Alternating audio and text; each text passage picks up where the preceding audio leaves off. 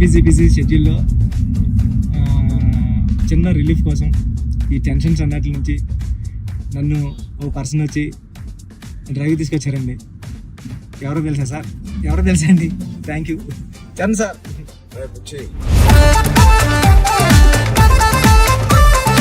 ఏం లేదు బుచ్చి, ఒకటి అడుగుతాను ఏం అనుకో కదా. చెప్పండి సార్.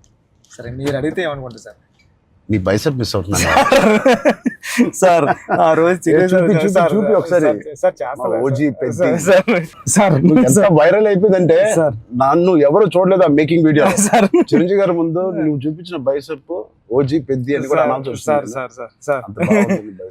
హెల్త్ బాగుండాలి sir. Thank you sir. Sir నేను ఒక విషయం చెప్పాలి సార్. చెప్పండి సార్. నేను జిమ్ కి దిల్షునగర్ లో చదువుకున్నప్పుడు, ఎంబీఏ చదువుకున్నప్పటి నుంచి నేను జిమ్ కి డబ్బులు కట్టాను సార్. కానీ వెళ్ళడం రావడం ఎప్పుడు అంత సీరియస్ గా తీసుకోలేదు కదా సార్. మిమ్మల్ని చూసిన తర్వాత పెద్దిలో మీ డెడికేషన్ చూసిన తర్వాత నిజంగా చెప్తున్నా సార్, మీ డెడికేషన్ చూసిన తర్వాత అరే చరణ్ సార్కి అన్ని ఉన్నాయి సరే, హెల్త్ కోసం సినిమా కోసం ఇంత కష్టపడుతున్నారు, మనకి ఏం పని ఉంది అసలు? మనం కష్టపడి రోజు ఎక్సర్సైజ్ 40 మినిట్స్ చేసుకుంటే బాగుంటుందని రీల్స్ లోని దాంట్లో చూసినప్పుడు నాకు అంత అనుకున్నాను కానీ సార్, ఎన్నో రీల్స్ సేవ్ చేశాను సార్, కానీ అంత ఇంపాక్ట్ క్రియేట్ చేయలేదు. నేను జిమ్ కోసం నేను సేవ్ చేసిన రీల్స్ చూస్తే సార్, ఆ రీల్సే నాకు తెలిసి ఒక నెక్స్ట్ జన్మ కూడా సరిపోతుంది అని రీల్స్ సేవ్ చేశాను సార్. కానీ మిమ్మల్ని చూసిన తర్వాత డెడికేషన్ చూసిన తర్వాత రోజు 40 మినిట్స్ చేద్దారని మాత్రం చేస్తున్నా సార్. అసలు నువ్వు నన్ను పెట్టిన టార్చర్ కి ఆ బాడీలు రావడానికి, ఆ బాడీలు అన్ని రావడానికి ఒకటి క్రికెట్ బాడీ అడిగావు. క్రికెట్ సార్ అంటే క్రికెట్ బాడీ అంటే అసలు చాలా లీన్ గా మన తిలక్ వర్మ, హార్దిక్ పాండ్యా ఒక షర్ట్ వేస్తే ఎలా ఉంటుంది, ఇదే నాకు చెప్పింది, నాకు నరేషన్ అప్పుడు అదొక బాడీ అడిగావు. కొన్ని రోజుల తర్వాత మళ్ళీ సార్ క్రికెట్ బాడీలో కూడా మీరు కొంచెం బండగా ఉండాలి. ట్రైబల్ వ్యక్తి ఎంత స్ట్రాంగ్ గా ఉంటాడో అది బాడీ బిల్డింగ్ చేస్తే వచ్చే స్ట్రెంత్ కాదు. అవును సార్. ఆడికి అలవాటుగా ఆ కొండలోని అట్లా తిరగడం వల్ల వచ్చిన బాడీ అన్నట్టు అదొకటి అడిగే. అది అయిపోయిన తర్వాత సార్ మళ్ళీ సార్ కొన్ని రోజులు మళ్ళీ షూటింగ్ జరుగుతా ఉంటే సార్ ఏంటి సార్ నాకు ఆ లుక్ రావట్లేదు అంటావు. ఈ లుక్ షూట్ చేస్తే ఆ లుక్ ఎలా వస్తుంది? కుస్తీ లుక్ కావాలన్నా సార్, రెజ్లింగ్ లుక్, కుస్తీ లుక్ కావాలంటావు సార్. నిజంగా చెప్పాలంటే సార్ నాకు అడగడానికి కూడా భయం వేసేది సార్. అంటే ఏంటి టైం లైన్ కూడా ఎక్కువ లేదు సార్. అంటే ఇప్పుడు క్రికెట్ అయిపోయిన షూట్ అయిపోయినా కరెక్ట్గా 2 months కి 3 months కి మీరు మళ్ళీ మన షర్ట్ అయిపోద్దండి. అక్కడ షర్ట్ అయిపోతే మీ బాడీ తెలిసిపోద్దండి. మీరు అలా గ్రాడ్యువల్ గా షర్ట్ ఆ బాడీని అలా మెయింటైన్ చేస్తే కుస్తీ టైంకి మళ్ళీ ఓపెన్ చేయడం, అదంతా కూడా చాలా కష్టపడ్డారు సార్. ఆ ఇన్స్పిరేషన్ తీసుకున్నాను నిజంగా. సుకుమార్ గారి బ్యాచ్ మీకు దండం పెట్టాలి సార్. మరి మా గురుగారు అంత కాదు సార్. నేను నువ్వా సార్? మీ గురుగారు ఇంకా బెటరే బాబు. బట్ నిజంగా ఇవన్నీ నేను చేసింది సుకుమార్ గారి అసిస్టెంట్ అనో లేకపోతే బుచ్చిబాబు ఉప్పెన తీసిన బుచ్చిబాబు కోసం కాదు. నేను నిజంగా చెప్పాను, I was in love with your script. నువ్వు రాసిన కథ ఆ సరస్వతి దేవి కోసం నేను ఎన్ని చేసినా ఈ సినిమాకి తక్కువే అనుకుని ఏమడిగినా నేను చేశాను. అంత అద్భుతంగా నువ్వు రాస్తావు ఈ సబ్జెక్ట్. ఆ సబ్జెక్ట్ కోసం ఆ సబ్జెక్ట్ చేయించుకుంది నాతో అనొచ్చు. నేను నువ్వు కాదు సార్ నువ్వు రాసిన సబ్జెక్ట్ అంటే సార్. Thank you sir. కానీ అంటే మళ్ళీ ఇది అయిపోయిన తర్వాత ఇంకొక సెటప్ ఉందండి, మళ్ళీ దానికి బాడీ ఇచ్చారు. అదే సర్ప్రైజింగ్ సార్. కానీ ఆ బాడీ ఇవ్వడం కానీ ఇది చాలా స్ట్రగుల్ సార్. అంటే మీ మూడ్ స్వింగ్స్ అన్ని, అంటే అక్కడ మళ్ళీ మీరు కష్టపడి ఆ ఇసుకలో దిగాల, అబ్బాయి ఎండల్లో షూటింగ్ చాలా చాలా టఫ్ అయిపోయింది సార్. నన్ను మాత్రం క్షమించండి. నిజంగా మనస్ఫూర్తిగా చెప్తున్నాను, నాకు ఏ రోజు కష్టం ఎందుకు అనిపించలేదు అంటే I really enjoyed this process. నచ్చిన పని చేసేటప్పుడు శ్రమ తెలియదు అంటారు కదా, నాకైతే అలా అనిపించింది. బట్ ఇవాళ షూటింగ్ అయిపోయిన తర్వాత నాకు బాగా తెలుస్తుంది, ఎందుకంటే నొప్పులు ఎక్కడెక్కడి నుంచో నొప్పులు బయటకు పడుతున్నాయి. ఇది మా పాపను కూడా ఎత్తుకోవడానికి ఈ చెయ్య కొంచెం నొప్పేస్తుంది. రేపు ఎల్లుండో వెళ్ళి చిన్న ఎక్స్రే తీయాలి. అంటే ఆ కుస్తీలో చేయి పట్టి అదురు ఉంటది, అదిరి కొంచెం ఏదో అయింది దీనికి. మళ్ళీ మీకు చేతికి అది కుస్తీలో పట్టడం, ఆ పైల్వాన్స్ అందరం తిరగేయడం అట్లతో పాటుగా మళ్ళీ సార్ పైగా నువ్వు పెట్టింది ఆర్టిస్ట్ కాదు, నిజమైన పైల్వాన్స్. వాళ్ళని బతిమాలి బాబు నువ్వు యాక్టింగ్ చేయరా బాబు అని చెప్పడానికి వాళ్ళకి టర్న్ అవడం గట్రా రావట్లేదు సార్. సినిమా యాక్షన్ చెప్తే వాళ్ళు నిజంగా కుస్తీ నిజంగా పైల్వాన్ పట్టుకుంటారు. పాపం సారీ సార్ అంటున్నారు. మళ్ళీ స్పోర్ట్స్ మ్యాన్ ఇన్స్టింక్ట్ ఉంటుంది కదా, స్పోర్ట్స్ మ్యాన్ స్పిరిట్, అది ఎంత మనం యాక్టింగ్ చేయరా అన్నా కూడా రాదు వాళ్ళకి. అలా నాకే ఊపు వచ్చే ఒరిజినల్ గా వచ్చేసి మిమ్మల్ని మీ ఒక ఫైల్ మ్యాన్ అయితే పట్టుకొని వచ్చేసి టప్ మని మీ నెక్క దగ్గర పట్టుకొని అది ఎందుకు సార్ కుస్తీలో మీ కొన్న మీద అంత దెబ్బ తగిలింది అయితే నేనైతే పానిక్ అయిపోయాను సార్ నేను టక్ మని లేచి అదైతే చాలా అంటే దేవుడు ఉన్నాడు కాబట్టి జరిగింది సార్ కన్ను మీద అంటే నాకు చిరంజీవి సార్ ఏం చేస్తారని భయం వేస్తుంది. సెకండ్ హాఫ్ మనం సినిమా రన్ త్రూ లో కదా తీసాం. అవును సార్, సినిమా రన్ త్రూ లోనే మన షూటింగ్ కూడా సీనిక్ ఆర్డర్ లోనే తీసాం మన సినిమా. సో అది తీయడం వల్ల ఐ థింక్ నాకైతే చాలా చాలా హెల్ప్ అయింది మీరు అలా తీయడం వల్ల. ఒకటి మనందరికి ఇది జర్నీ ఆఫ్ పెద్ది కాబట్టి బిగినింగ్ టు ఎండ్ ఆ జర్నీ ప్రకారంగానే మనం తీయడం అనేది అందరికి ఆ మూడ్ లో రావడానికి అర్థమైంది. ఈ సీన్ ఎందుకు తీస్తున్నాం అందరికి అర్థమైంది, ఎందుకంటే దాని ముందు రోజే ఆ సీన్ తీసాం కాబట్టి.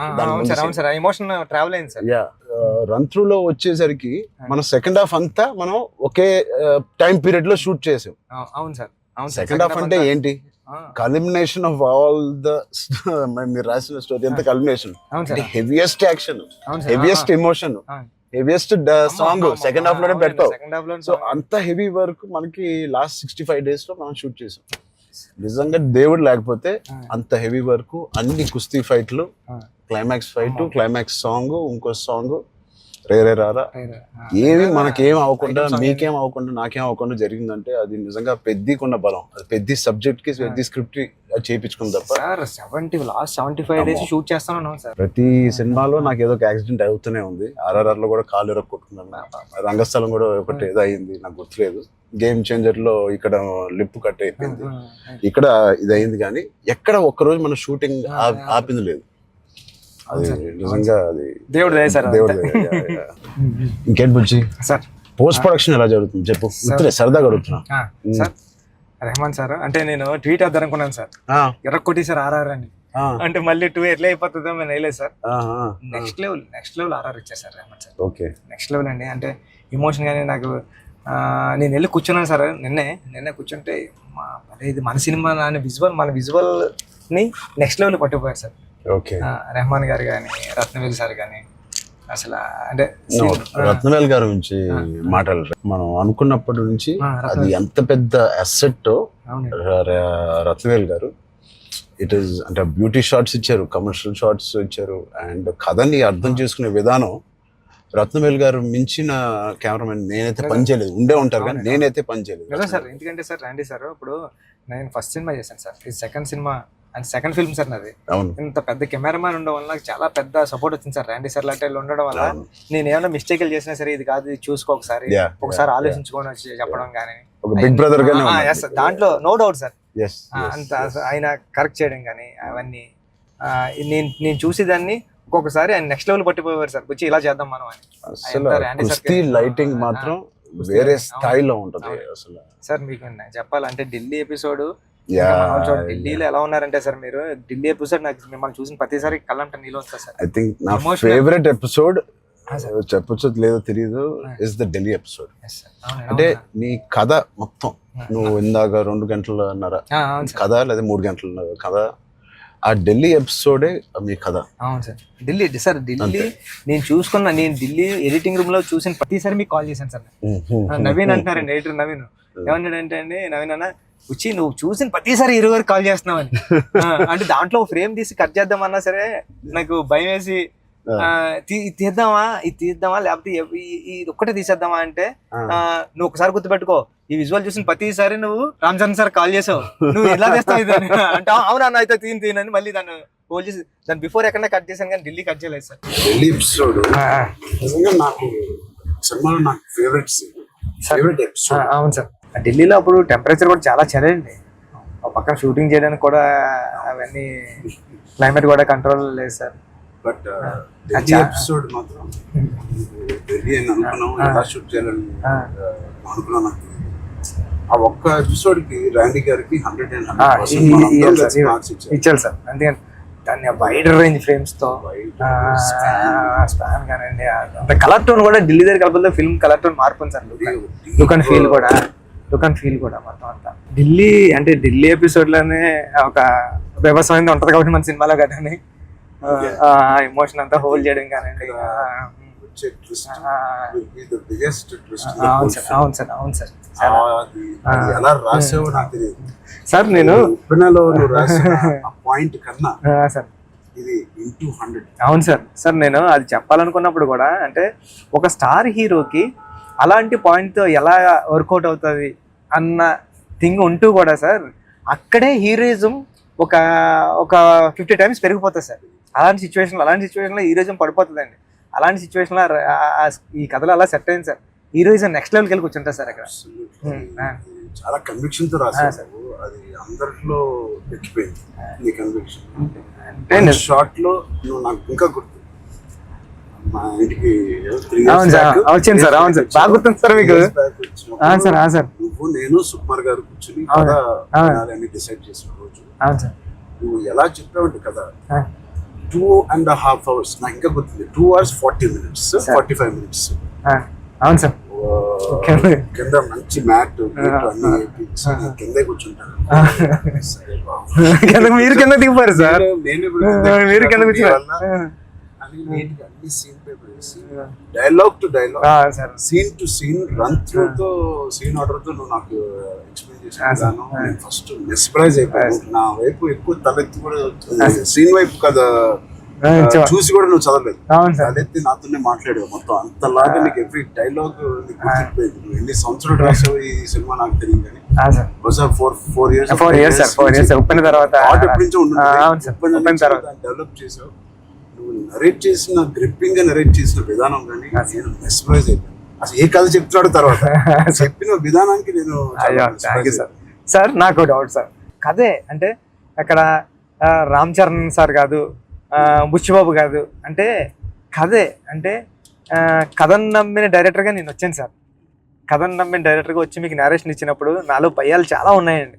ఇలాంటి స్క్రిప్ట్ ఓకే చేయడానికి, ఇలాంటి ఎమోషనల్ డ్రామా అంటే పెద్ద అంటే యాక్షను, క్రికెట్, రెజ్లింగ్ కాదు సార్. పెద్ద అంటే ఎమోషను. నేను నేరేషన్ ఇచ్చిన ప్రతిసారి నా కళ్ళంట నీళ్ళు వచ్చాయి సార్. అరే అంటే ఏడ్ చేస్తున్నాను కాబట్టి ఏడ్ చేసిన కొన్ని సీన్లు అక్కడ చెప్పడం కూడా తోసేసేవాడి సార్.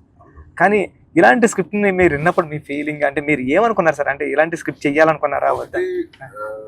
సుకుమార్ గారు ఇచ్చిన కాన్ఫిడెన్స్ వల్ల, సుకుమార్ గారి బ్యాచ్ వల్ల ఆయన ఎందుకో నన్ను చేయమని అడగడం ఏదో ఉంటుంది. లేకపోతే నాకు లేదు కదా ఇంకేదో ఉంది కదా అనుకునే టైంలో సడన్ గా ఇది చేసాము. మన ఇద్దరం ఎప్పటి నుంచో రంగస్థలం టైం నుంచి మనం ఇద్దరం పని చేయాలి అనుకున్నాం. అది ఇంత తొందరగా అది ఫస్ట్ సుకుమార్ గారు ఏదో ఉంటే తప్పని మనకు చెప్పారు. బట్ నాకేం నచ్చిందంటే పెద్ద అనే ఫిల్మ్ లో నువ్వు అన్అడల్టరేటెడ్ గా అంటే ఏవి కమర్షియల్స్ గా ఆలోచించడం కానీ ఫ్యాన్స్ పరంగా కానీ ఏ ఉద్దేశం లేకుండా ఆ కథకి ఏది న్యాయం అదే నువ్వు రాసావు, అదే నాకు చెప్పావు. అక్కడ నీ నిజాయితీ నాకు ఫస్ట్ నచ్చింది. ఆ క్యారెక్టర్ లో ఉన్న నిజాయితీ నచ్చింది. పెద్దిగాడి క్యారెక్టర్ లో ఉన్న నిజాయితీ నాకు నచ్చింది. దాని తర్వాత ఏదేమైనా లైఫ్ లో ముందుకు సాగుతూ వెళ్ళాలి అనే point is the biggest point of Peddi. Hurdles వచ్చిన ఇంకోటి ఇవన్నీ దేనికి చేస్తున్నారు, కథ ఏంటి, ఆ కథ ఇవన్నీ దేనికి చేస్తున్నారు, ఇన్ని ఆటలు ఎందుకు ఆడుతున్నారు, అదేంటి cross over athlete. Main point అది sir. Main point cross over athlete. ఆ క్రాస్ ఓవర్ అథ్లీట్ ఒక అథ్లీట్ గా వెళ్ళొచ్చు, ఒక కొంత దూరం వరకు తన జీవితంలో ఏదో ఒకటి సాధించవచ్చు.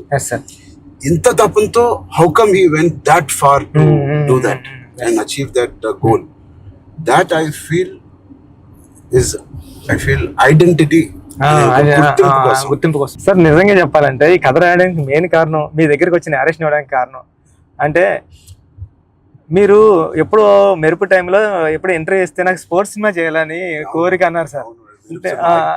సార్ 10 రోజులు చేసిన అప్పుడున్న టెక్నాలజీ, ఆ గేమ్ తీసే టెక్నాలజీ కానీ స్పోర్ట్స్ ఏదో కుదరక అది నిజంగా ఈ రోజు నాకు నేను అనుకున్నాను సార్. ఆ రోజు చరణ్ సార్ ఒక స్పోర్ట్స్ చేయాలనుకున్నారు, ఈ రోజు నేను క్రాస్ ఓవర్ పెట్టి అని ట్రై చేశాను సార్. సార్ అంటే ఇది నిజంగా చెప్పాలంటే ఒక మాట ఉంది సార్. ఉప్పెన తర్వాత ఉప్పెన రిలీజ్ అవ్వలేదండి. కోవిడ్ టైంలో ఉప్పెన ఓటీటీకి అంటున్నారు సార్. ఓటీటీ వేసేద్దాం. చాలా వరకు 1 year 12 months వరకు ఒక వెయిట్ చేశారండి. కానీ ఇంకా కోవిడ్ ఎప్పుడు వెళ్ళిపోతుందో తెలుస్తలేదు సార్. అలాంటి సిచ్యువేషన్లో మా గురువు గారు ఫోన్ చేసి, సుకుమార్ గారు ఫోన్ చేసి అడిగితే, ఎవరు ఇంక ఏం చేయలేవరా, ఇంక మనం హోల్డ్ హోల్డ్ చేసాం, ఇంకా ఈ పాండమిక్ ఎప్పుడో తెలుస్తలేదు, మనం వేసేద్దాం అన్నారండి. ఓటీటీ వెళ్ళిపోదాం అన్న టైంలో ఇంకేం చేయాలో తెలియక సుఖ సార్ని అడిగాను, సార్ ఏం చేస్తే బాగుంటుంది సార్ అంటే, నీ దగ్గర ఉన్న లైన్లు చెప్పరా అన్నారండి. ఈ లైన్ చెప్పాను సార్. ఈ లైన్ చెప్పినంటే సుఖ సార్ అన్నారండి, ఈ లైన్ అదిరిపోద్దురా, చేయరా, మళ్ళీ కొత్త ఫిల్మ్ అయిపోతుంది, ఐడియా కొత్తగా ఉంది అన్నారు. అవునా అని సార్ మీరు నమ్మరు, నాకు స్క్రీన్ షాట్ ఉంది, మా స్టాండర్డ్ రామన్ గారికి కూడా అది బుక్ మరి రాసిపోయి పిఠాపురం దత్తత స్వామి గుళ్ళోకి వెళ్ళి కూర్చొని, నాకు సెకండ్ ఫిల్మ్లో హీరో రామ్ చరణ్ గారు, మీకు చూపిస్తాను సార్ ఎప్పుడు నా ఏదైనా ఇంటర్వ్యూ, రామ్ చరణ్ గారు. అవును సార్, చూపించాను సార్ మీకు. హీరో బెల్లం ఫ్యాక్టరీలో వర్క్ చేస్తూ ఉంటాడు, క్యారెక్టర్ సూపర్ ఉంటుంది, పెద్ది అని రాశాను సార్. ఫస్ట్ ఫిలిం ఇంకా రిలీజ్ కాలేదు, సెకండ్ ఫిలిం రామ్ చరణ్ గారితో డ్రీమ్ అంటే నేను అనుకుంటాను సార్, మనిషి గట్టిగా కోరుకుంటే ఏదన్నా అయిపోతుంది సార్, గట్టిగా కోరుకోవాలి సార్. నాకు కూడా ఇంత గొప్ప సినిమాలో హీరోగా చేయడం అనేది గొప్ప రైటింగ్ రావడం అనేది, అది కూడా నేను ఎక్కడో అనుకున్నాను, ఎప్పుడో మెరుపు అప్పుడు అనుకున్నాను ఒక స్పోర్ట్స్ సినిమా చేయాలి మీ సంకల్పమే సార్ అది. అప్పటి నుంచి 10 ఏళ్ళు అయిపోయింది, మెరుపు ఆల్మోస్ట్ 12 years అయిపోయింది. ఆ 12 years నుంచి నా కోరిక, నీ కోరిక ఏదో సార్, ఇద్దరిని సుకుమార్ గారు కలిపారు. సుకుమార్ గారు దేవుడు, మా గురుగారు తీసుకొచ్చి, అందుకే నేను ఎప్పటికీ మా గురుగారు రెండు పని ఉంటాను సార్. నిజంగా ఏదైనా అంత గట్టిగా అనుకోవాలనేది నాకు మళ్ళీ అనిపించింది. అనుకుంటే సాధ్యం అవుతుంది అనేది, అనుకుంటే అవుతుంది అన్నారు. మీరు ఏదైతే అన్నారో ఇదే మన కథ సార్. పెద్దిగాడు ఏది వదలడండి, పెద్దిగాడు పట్టుకుంటే అంటే చిన్న ఇన్సిడెంట్లకే ఈ జనరేషన్ అంతానే అది కాదు, ఇది అవుతులేదు అని కొద్ది ప్యానిక్ అయిపోయి రకరకాల డెసిషన్ తీసుకున్నారు కదా సార్. అలాంటి సిచ్యువేషన్లో పెద్ది చాలా ఇన్స్పిరేషనల్ క్యారెక్టర్ సార్. పెద్దిగాడు అందరికీ హృదయంలో ఉండిపోతారు సార్. పెద్దిగాడు చాలా ఇన్స్పిరేషనల్ క్యారెక్టర్ అంటే నిజంగా చెప్పాలంటే పాఠ్యాంశాల్లో అంటే బుక్స్లో ఉండాల్సిన క్యారెక్టర్ అండి. 7th class నాన్ డీటెయిల్లో ఉంది సార్, అంటే పట్టుదల ఉంటే సాధించలేనిది లేదని. అలాంటి బుక్ లో నేను రాసినప్పుడు నాకు ఆ కథ గుర్తొచ్చిందండి. అరే విక్రమాదిత్య ఏదో అండి అతని పేరు, అతను చాలా స్ట్రగుల్ అయ్యి అనుకున్నదాన్ని రీచ్ అవుతాడండి. అంటే పెద్దికి కూడా విజయం అంత ఈజీగా దొరకలేదండి. పెద్ది చాలా స్ట్రగుల్ అవుతా తన విజయాన్ని, తన డెస్టినేషన్ ని, తన గోల్ ని రీచ్ అవ్వగలిగాడు కానీ అంత ఈజీగా ఈ జనరేషన్ చిన్న వాటికే కొద్దిగా ప్యానిక్ అయిపోయి అది కాదు ఇది కాదు అంటారండి. ఇది చాలా ఈ జనరేషన్ సెట్ అవుతుంది, ఈ జనరేషన్ కి చాలా ఇన్స్పిరేషనల్ స్టోరీ. మోటివేషన్ అంటే ఐ ఫీల్ ఒక వ్యక్తికి మోటివేషన్ దొరకడం పొద్దున్న లేసి, అంటే ఇలాంటి సిచ్యువేషన్ వచ్చి నా లైఫ్ లో కూడా వచ్చింది. ఇది వాళ్ళ జనరేషనే కాదు, కోవిడ్ టైంలో అందరికీ ఒక రకంగా కొట్టింది కదా కోవిడ్. మానసికంగా కొట్టింది, హెల్త్ పరంగా కొట్టింది, ఫైనాన్షియల్ గా కొట్టింది, ఈ వేరే రకాలుగా కొట్టినాయి. నాకు కూడా ఒక రకంగా కొట్టింది. And it was very low phase అవన్నీ అన్నాను, కానీ ఇట్ ఈస్ అంత స్ట్రాంగ్ వర్డ్స్ నేను వాడట్లేదు, కానీ ఒక కన్ఫ్యూజ్డ్ స్టేట్ లో ఉండేవాళ్ళం. అంటే అప్పటికి RRR మధ్యలో మీకు కూడా సార్, నాకు కూడా RRR 30-40% అయిన తర్వాత ఆ బ్రేక్ పడింది, అయితే 50% తర్వాత ఆ బ్రేక్ పడింది. పీక్ లో నా ట్రైలర్ రిలీజ్ అయింది, అంటే అంత పీక్ బాడీ లో RRR స్టాప్ అయింది. సో ఏం చేయాలి, జిమ్ నేను ఒక అపార్ట్మెంట్ లో ఉండేవాడిని అప్పుడు. దాని తర్వాత ఇప్పుడు ఇంటికి షిఫ్ట్ అయ్యాను కదా. సో అక్కడి నుంచి అసలు ఉన్నారా, మన చుట్టూ ఉన్న వ్యక్తులు ఒక్కొక్కరు చనిపోవడం చూసి ఆ ఉపాసన ఇంట్లో ఉండడం వల్ల ఆ హాస్పిటల్ కాల్స్ విని నేను ఇంకా ఆఖరికి నా హోమ్ థియేటర్ లో కూర్చొని టీవీ చూస్తూ ఉండేవాడిని. పక్కన ఆవిడ అక్కడ ఉండేది, అది వినలేక నేను ఒక్కడనే ఉండలేక, బికాస్ ఆవిడతో ఉంటే ఏదో ఒక కాలక్షేపం ఉండేది. హోల్ కోవిడ్ నువ్వు నమ్మవు, ఉపాసన ఒక రూమ్ లో తన కాల్స్ పాపం తన అందరు పేషెంట్స్ ని డైవర్ట్ చేయడం అవన్నీ చూస్తా ఉంది. నేను ఇంకో రూమ్ లో అలోన్ గా ఆల్మోస్ట్ ఫ్యూ మంత్స్ నేను ఒక్కనే ఉండేది. అది నాకు గట్టి కొట్టేసింది. అంటే ఒంటరిగా ఉన్నప్పుడే మీకు థాట్స్ వస్తాయి, అది ఓవర్ గా నువ్వు అన్ని రోజులు ఒంటరిగా ఉన్నప్పుడు ఆ థాట్స్ వేరేగా మారుతాయి. అలా మారినప్పుడు నేను మానసికంగా కొంచెం లో అయ్యాను. ఆ టైంలో నాకు తెలిసి తిరిగి కోవిడ్ రీఓపెన్ అవుతున్నప్పుడు, ఏవో చాలా ఇష్యూస్ ఉన్నప్పుడు నాకు రాజమౌళి గారు నీకు ఫోన్ చేశాను. రాజమౌళి గారికి ఫోన్ చేసి, సార్ ఒకసారి కలవాలి మిమ్మల్ని అంటే ఆయన వచ్చారు. ఏం చేయాలంటే మళ్ళీ షూటింగ్ స్టార్ట్ అవుతుంది, నాకు అదే జోష్, ఏదైతే షూటింగ్ మనం ఆపామో టైంలో నాకున్న జోష్ అది రావట్లేదు సార్. నాకు ఏంటో అర్థం కావట్లేదు. ఇంత పెద్ద సినిమా, ఇంత పెద్ద డైరెక్టర్తో నేను చేస్తున్నాను, ఏమవుతుంది నాకు, ఎందుకు నాకు మోటివేషన్ రావట్లేదు అంటే ఆయన చెప్పిన మాట ఇవాల్టి వరకు I have kept it in my heart. ఎప్పుడైనా చరణ్ అది మోటివేషన్ ఏదో ఒక పెద్దది వస్తేనే రాదు, దీనికన్నా పెద్దది ఏముంటుంది, RRR కన్నా పెద్దది మోటివేట్ చేయడానికి. అయినా నాకు రేపు పొద్దున లెగిసి వర్కౌట్ చేసి మీ షూటింగ్ కి రావాల్సిన మోటివేషన్ నాకు రావట్లేదు. అన్నం ఏంటి నేను. సో చరణ్ అలా కాదు, షూటింగ్ కి ఇంకా 20 days టైం ఉంది. ఇంకో 20 days లో లాక్డౌన్ ఓపెన్ చేస్తున్నారు, ఫస్ట్ లాక్డౌన్. సో నీకు 20 days టైం ఉంది. ఒక పని చెయ్యి, స్టార్ట్ స్మాల్. ఈ రోజు నేను ఇవాళ లెగిసి ఏదో పని అనుకోవాలి, ఆ పని కోసం నువ్వు లెగాలి, ఆ పని దొరకాలి. ఆ పని ఏంటి, ఏమి లేదు ఇప్పుడు కోవిడ్ లో. ఆ పని ఏముంటది, ఎక్కడికి ఎలా ఉండదు.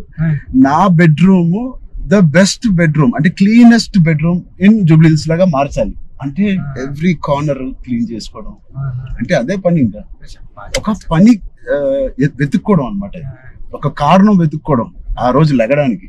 ఇవాళ లెగిసి జూబ్లీ హిల్స్ లో నా రూము, నా ఇల్లు ద బెస్ట్ క్లీనెస్ట్ హౌస్ గా ఎలా మార్చాలి. స్టీమింగ్ చేస్తానా, లేకపోతే కడుగుతానా, లేకపోతే క్లీనింగ్ చేస్తానా, ఎప్పుడెప్పుడు నుంచో ఉన్న బట్టలన్నీ తీసి పడేస్తానా, అది లేదా నా garden should be the best garden in Jubilee hills.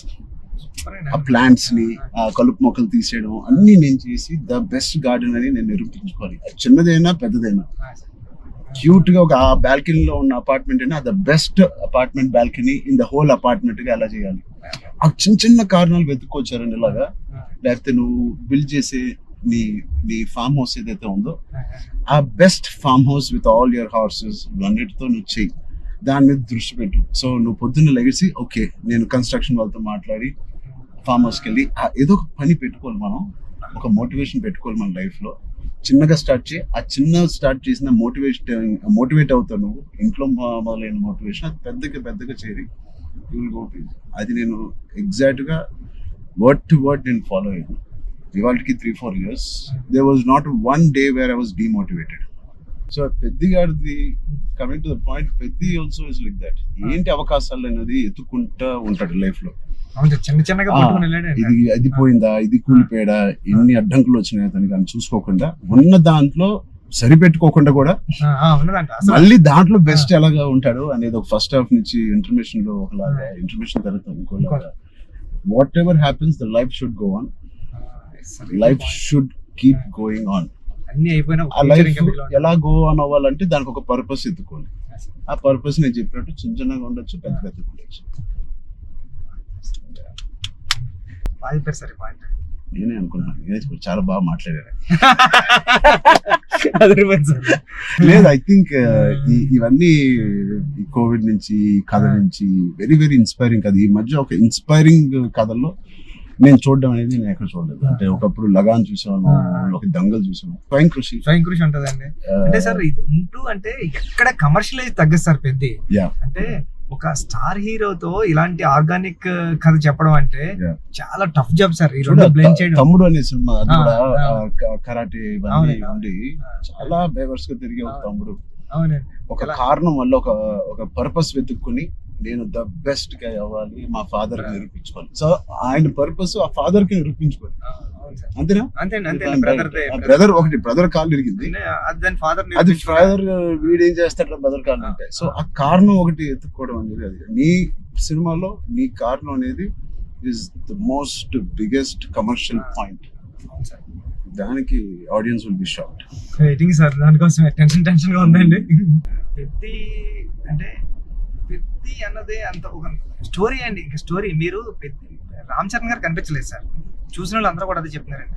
Ram Charan గారు కనిపించకుండా దాంట్లో అంతలా ఇన్వాల్వ్ అయిపోయారండి మీరు. ఒక పావు గంట ఒక హాఫ్ అన్ అవర్ సినిమా తర్వాత పెద్ద క్యారెక్టర్ లోకి వెళ్ళిపోతాం సార్.